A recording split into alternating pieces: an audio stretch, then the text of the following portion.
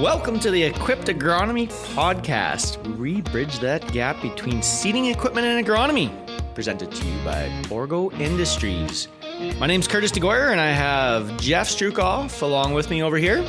Top of the morning to you, Curtis. Jeff, this is a special episode.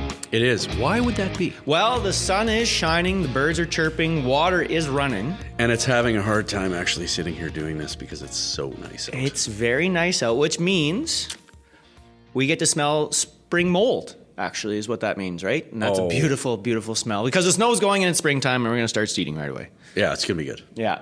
Spring mold is It's a thing. It's actually, a thing. Yeah, I know. Yeah. I know. Like, what is that smell that just knocks your senses to, it's go time. Oh, that's mold. Yeah.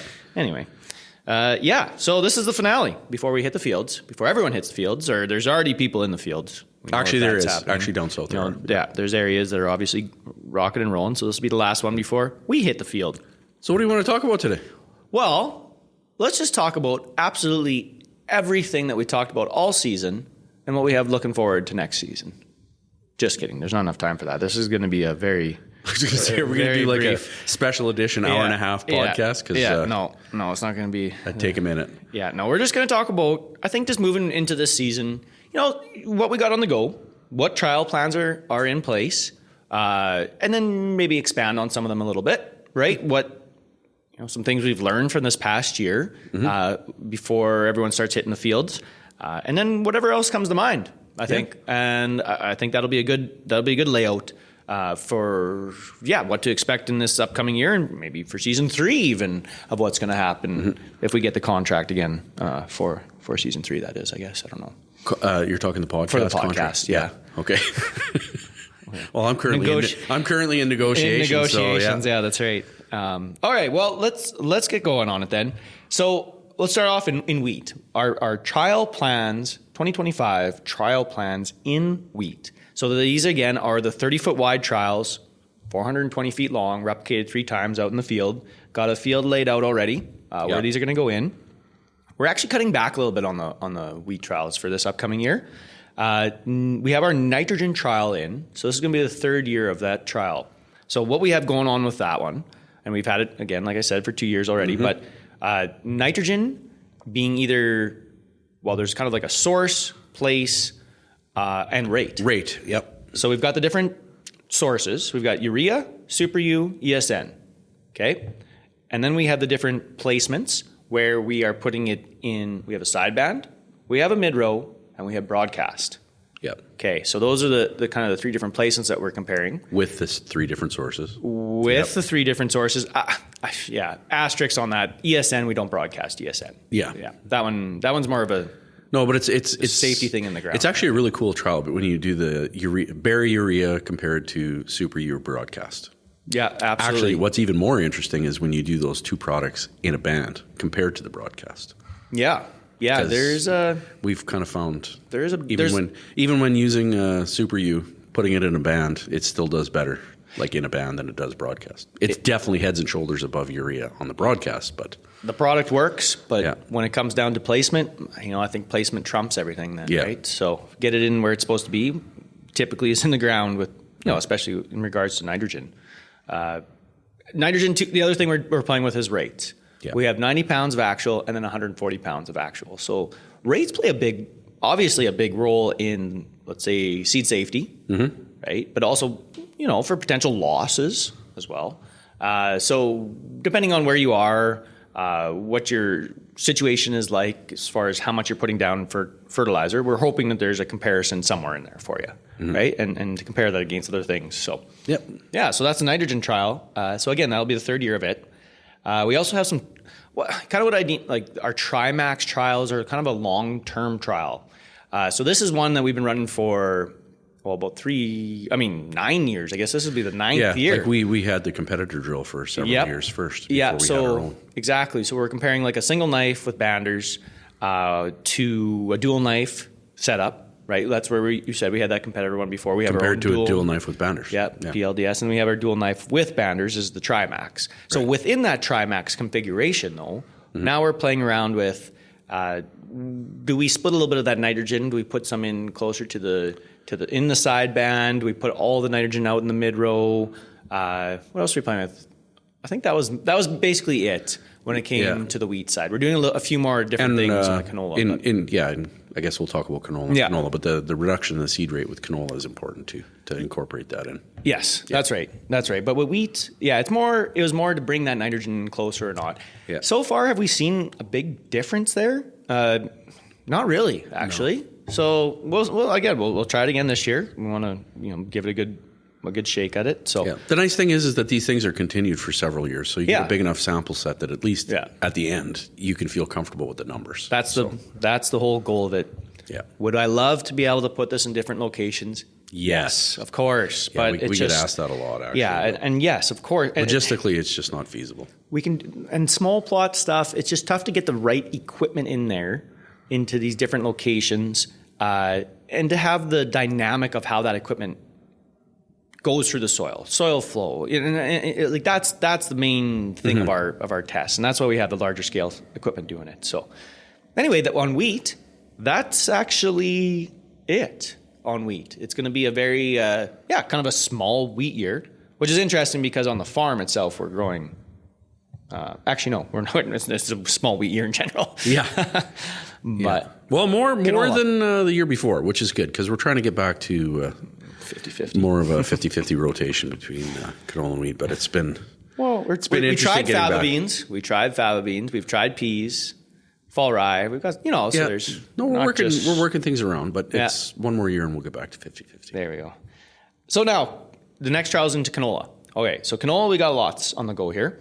Again, those nitrogen trials. So with the different sources, placements, and rates, we don't have to expand on that anymore. It's essentially the same thing. Canola, it's interesting more so, though, with the different placements and seed safety, right? And we can see differences. You can change the plant physiology by placing things differently. Correct. Yeah. But how does that work? Because when we place fertilizer somewhere, if we kill off plants, we have a lower plant stand, that's how we start to really change that crop. Yeah. Mortality. In some cases, it can change a lot of things. We'll actually talk about maybe how plant stands really affected in our seeding rate trials, which, here's another one. So our seeding rate trials, we have that on the go as well, which we've done for many years now. And, it was kind of an adaptation from when we were testing volumetric metering to singulation. And, essentially we found that there wasn't a big difference between the different seeding rates, singulation and volumetric. But no, seeding methods. We didn't find a difference between the methods. But we definitely did see some differences in the plants with the rates. Correct. So we've got like a low rate, like 1.2 pounds, then 2.5, and then 5 pounds, right? The biggest discovery off the bat was that there was no agronomic benefit to singulating canola. Yeah. Other crops, most definitely, corn, maybe somewhat in soybeans and a few different things like that. Definitely an agronomic advantage to singulating those crops. But with canola, made no difference whether you seeded it volumetrically or with a planter. So, digress. You can find all that information. Yeah. We got all that up there too. The different seeding rates. The different seeding rates was an interesting one moving forward. And the reason that I like to bring this one in, because going back to that nitrogen trial, if you affect the plant stand, how does that affect the yield? And there is yield differences. But a lot of that comes down to just what plant stand you have. Like in a dry year, if you have a low plant stand, we've seen a benefit from lower plant stands. Literally a higher yield. Significantly higher. Yeah. Bigger plants, bigger roots. More access to moisture. Yeah, exactly. Versus a wet year, we've seen a benefit to a higher plant stand. Yeah. Right? And you just need to be able to predict the weather so that we can seed accordingly. Well, there is that aspect of it. Yeah. But you know what we can do with this information, and what I think and what we're doing on the farm larger scale is, I know where I have drier areas and wetter year areas in the field. So now we're talking variable rate. So if I got hilltops, typically those are drier versus low spots are more wet. Well, I'm going to cut my seeding rate on those hilltops. I'm going to make sure it's higher in those lower areas where there's more moisture, right? So maybe I can adapt my seeding rate to my field. Again, not knowing what the weather's going to do, but at least I know that moving forward. So it might be interesting actually just keeping the crop flowering all at the same stage too, like more even maturity at the end of the day.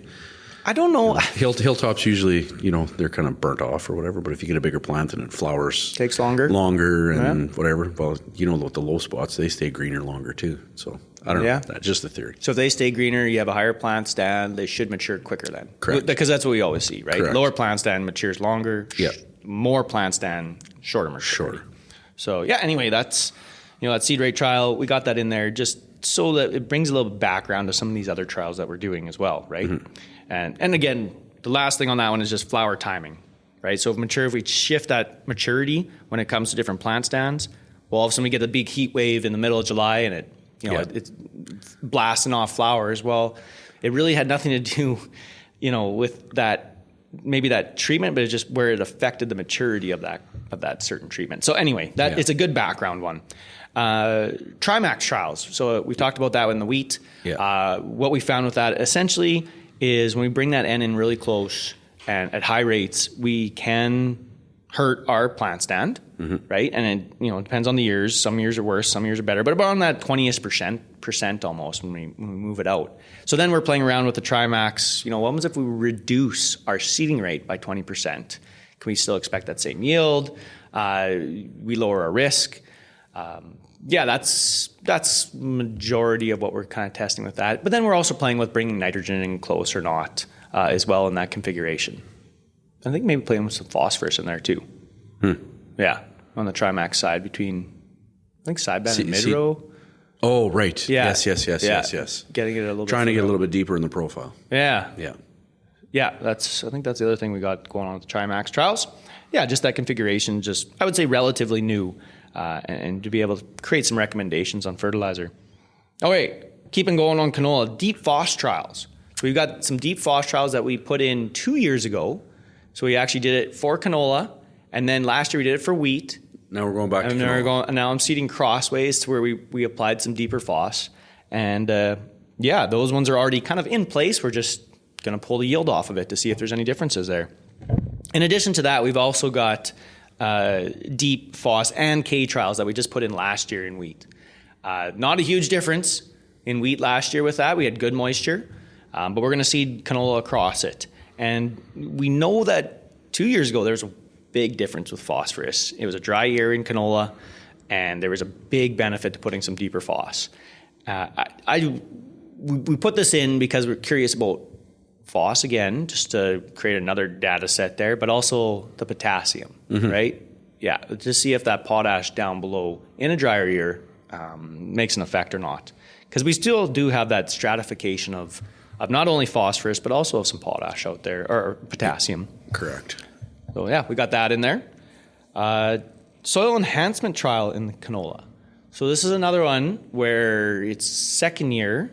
We talked about this one in another episode. Where we're playing around with different soil enhancement products like a Humalite, H-Start, and Max. Some different products. You can check that one out. So that one's again going in. When we were talking about this one after that, the biggest thing with this trial, right? There's a lot of these products that make claims on, there's root growth or there's root exudates. Exubate? No, exudate. I think it's a D in there. Yeah. Root snot. Yeah, there you go. Root snot. And microbial activity in the soil, and they do tests to test that. But you know what? At the end of the day, what are we looking for? I want more grain in the truck. I want more. It's got to add up to something at the end. It costs me this much. I need this much back. It's great if it's enhancing, doing things in the ground. I get, but that has to lead to a yield response. Yeah. You know what? It's got to pay for itself. Or a reduction in inputs. I get that too, right? Like there's an option there. So we're testing it, and we're going to keep on testing that. So that'll be interesting in canola. So, yes. Yeah. Yes. Okay, so that kind of wraps up that canola. We also have this winter canola still in the ground here, and at this point in time, it probably has survived to this point, or is dormant. The real challenge or the real test is going to be if it can survive this kind of in the spring. If it freezes again, like it'll get uncovered, it starts to grow, and we get a frost, that early frost. We are literally merely days away from finding out whether Jeff wins a bottle or not. That's right. I've got a bet with one of the engineers that I'm betting it's going to be dead, and he's betting it's going to be alive. So it's simple. It's simple. And the snow is so close to being gone, I'll be able to figure out whether I'm going to be having vodka on the weekend or not. Well, I went and dug out there about a month ago, and I mean, what are you going to tell, right? There's like a foot of snow on top. It's still green. There is ways to check, apparently. I'm not an expert in that, to see if it has survived up to that point. You kind of cut it open. Yeah. I don't know. It wasn't mushy, put it that way. So I don't know, man. Maybe it's going to cost me. I hope I'm enjoying a bottle with that other guy. What a perfect winter, though. It had like 2.5 feet of snow cover all winter. Yeah. Like it was unbelievable. So with those winter canola trials, though, I mean, we just didn't throw in threw it in and went. We got 3 different varieties. We have FOSS trials. We have FOSS placement in the seed row or in the mid row. And then we have nitrogen trials there where we applied all of that nitrogen in the mid row band at the time of seeding, or we didn't, and we're going to broadcast some nitrogen on top here this spring. Got this nice Salford air boom spreader. Not brand new. We got. We're on a budget. We're on a budget here, yeah. But yeah, nice looking unit. So we'll be able to top dress that, and then tilled versus no tilled stubble. That was a big one too. That's interesting too. Yeah. Yeah, to see if that provides. I don't know what you call it. There's lots of snow, so I don't think that matters. But maybe even on the frost side of stuff, if there's a difference in the spring here, if having stubble versus not having stubble. Yeah. Right. That'll be interesting. It'll be so cool. I think if there was any difference, you know what, like a fertilizer placement like that canola survived versus this strip didn't, and they're side by side, right? And it's like, oh wow, our management practices made a difference on how to get this crop going. I guess, wait a day or two and you'll know. Yeah, it's getting there. So it is exciting. That is neat. Some other stuff we have on the go as well. We did do a stubble height. Kind of got the stubble the MacDon height trial. I forgot all about that one. Yeah, we've been working with MacDon. We've got the ability to, with their Contour Max on their headers, they can lift that header up like 18 inches, right? And right down onto the ground like they do. We're just playing with some stubble height. Initially stubble height trials are about collecting snow, right? And making sure we have it standing up, it collects the snow, doesn't blow away. That's, I think, part of it for sure. We have lots of snow up here. Mm-hmm. Right, so we got a pretty good cover no matter what. Didn't really matter on the height versus high or low. But it's interesting now as I'm watching it melt, where the higher stubble is melting quicker. Mm-hmm. Right, it's got like those straws, those radiant kind of heaters poking down, and you can see it. So it's interesting to see if that actually melts quicker with taller stubble. But anyway, There's actually been some work done down in Swift Current where it's even interesting with stubble height and blocking wind, where higher stubble actually you get more yield. So maybe higher stubble, more water, higher stubble, less evapotranspiration. Maybe that's, I don't know. It's going to be an interesting trial. Yeah. Even though people drive by and they wonder what the heck we were doing. Yeah, they don't have their headers set. It looks a little bizarre. But, we didn't quite get up that tall. I think we were about like a foot versus a couple inches, like 12 inches versus 2 inches or something like that. But definitely, like there's stripper header talk and stuff like that. This isn't quite to that level and going through the disc drill and stuff. But maybe that's what we need. We need a stripper header now. Hey, we'll see. We'll see if this leads somewhere. But maybe. Some guys had a lot of success with that style, right? And stripper header disc drill trial. Yes. There you go. Yeah. It never ends, man. It's like a perpetual occupation. No, I'm sticking with the drill, and this is just this is where we're at this moment. But yeah, it'll be interesting. Another thing that we are also hoping to get on the go and will get on the go is some lentil trials. Yes, but not here. Right? We may actually have a remote location down in Odessa. Where we do have a remote location. We do have a remote location. It's not May. We will be having lentil trials there. And we will have a guest speaker on down the road, to talk about this. Yes, this is right. So, just kind of another crop into the portfolio there, right? Because really, I mean, there's some guys growing some lentils around here, but just a higher risk area for lentils. They'll just keep growing. We have a nice hay crop of lentils. So yeah, we'll have some different trials with that, and we're going to be playing around with, phosphorus placement in the seed row or in the mid row, and then maybe some different seeding rates. I think that's the other one that's talking to people. There's some research out there showing some promise, but we're gonna play with that as well. Nice. And then, so that pretty much concludes the smaller field scale trials, the replicated trials out there. And then on the farm, we've got some different. You never know with playing you. With. Yeah. You just start smashing buttons and we'll put up a flag jamming here flags and in away we go.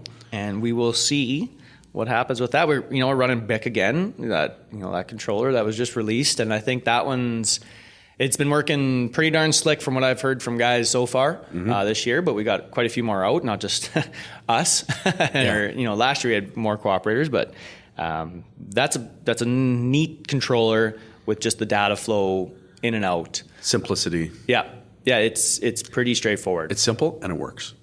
What more could you ask for? It's got features, like some pretty cool features. Like this is the epitome of what we've been looking for in a controller, I think. So we're looking forward to that again. Yeah. And just like that, it's a wrap. And it's time to get to work. Yeah. Well, hopefully it's a great season for everybody out there. I hope everyone has a great year, great spring seeding, and everyone. Yeah, please work safe. Yeah, be safe, and we'll talk with you again next season. Get a tan, people.